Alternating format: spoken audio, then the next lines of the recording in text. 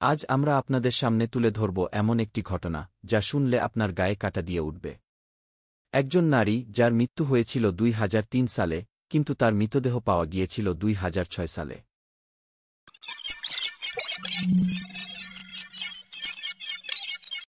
হ্যাঁ, ঠিকই শুনছেন, ২ বছর ধরে কেউ জানতেই পারেনি যে জয়েস ভিনসেন্ট মারা গেছেন।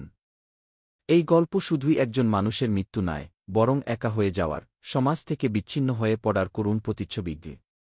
জয়েস ভিনসেন্ট একজন তরুণী, সুন্দরী, মেধাবী। তিনি কাজ করতেন লন্ডনের একটি কর্পোরেট অফিসে।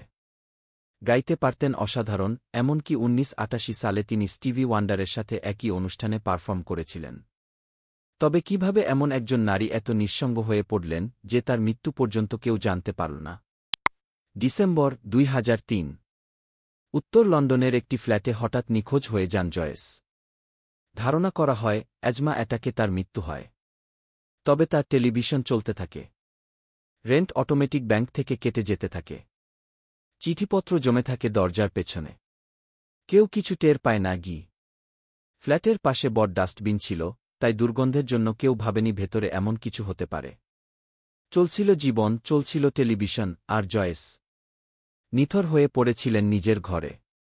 কেউ খেয়াল করল না, না বন্ধুবান্ধব, না আত্মীয়স্বজন। ২০০৬ সালের জানুয়ারি মাস। যখন তার ব্যাংক অ্যাকাউন্টে আর টাকা রইল না, বাড়ির মালিক আদালতের আদেশ নিয়ে তার ফ্ল্যাটে প্রবেশ করলেন। সেই সময়ই প্রথম জানা গেল ২ বছর আগে জয়েস মারা গেছেন। টেলিভিশন তখনও চলছিল। তার পাশে পড়েছিল তার অস্থিচর্মসার দেহ। একটা সময়ে যার চারপাশে ছিল আলো, গ্ল্যামার, সঙ্গীত, তিনিই হলেন নিঃসঙ্গতার শিকার। জয়েস ভিনসেন্টের মৃত্যু যেন প্রশ্ন তোলে, আমরা কি আমাদের চারপাশের মানুষদের খেয়াল রাখি? একা হয়ে যাওয়া মানুষদের কি আমরা চিনে নিতে পারি? এটা শুধুই একটি মৃত্যুর গল্প নয়, বরং একটি সমাজের ব্যর্থতার প্রতিচ্ছবি।